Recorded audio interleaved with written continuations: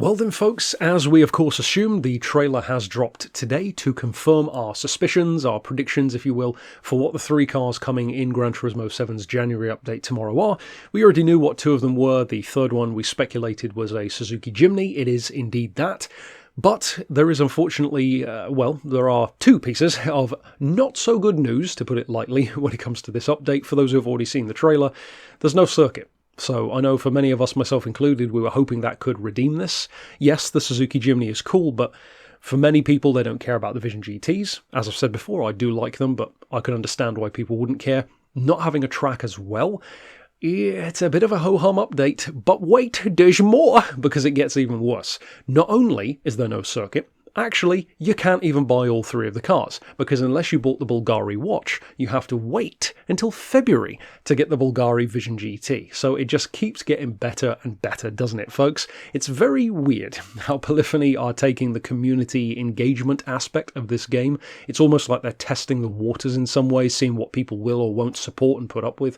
But it's weird because it's not like you can even pay to win. You know, like usually early access is to encourage people to pay for it. Whereas on this occasion, I guess technically the watch is that. If somebody did buy the watch to get early access to the car, that's a pretty sad individual. But even in general, stuff like the early access Corolla and various others, I don't really get fully what they're trying to do here, because on the one hand, I think I understand what they're trying to do, which is to encourage people to play the game more, like the weekly challenges. It encourages at least a few more people to keep going with the game.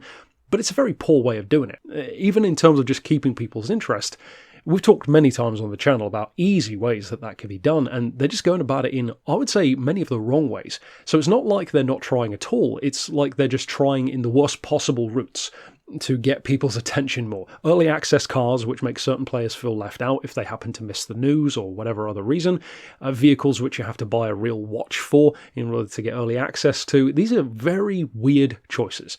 But we will, of course, be talking about what we can see in the update. There won't be a circuit, of course, and I obviously won't be able to drive the Bulgari yet. We'll have to review that one in February, but aside from those, we do have some other things. I'm suspecting we'll probably have maybe another 5 or so engine swaps, which I will be covering, of course, in its own little video, and in the review tomorrow as well.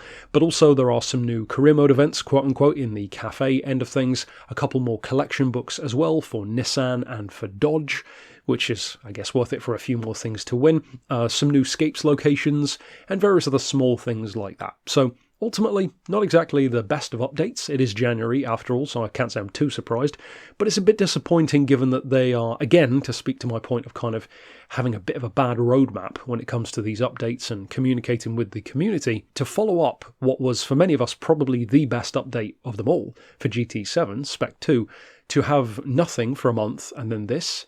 You really don't understand, do you, Polyphony, how to keep the ball rolling with goodwill. It's like they occasionally have this spike of goodwill and then just completely squander it. It's a very, very weird approach to take. But ultimately, that's it for this breakdown of the teaser trailer. Of course, I will be reviewing what we can use in the game tomorrow in my full review. Then, of course, talking about the individual cars, the engine swaps, all that kind of stuff. And like I said, I will be talking about the Bulgari as and when I get it in February.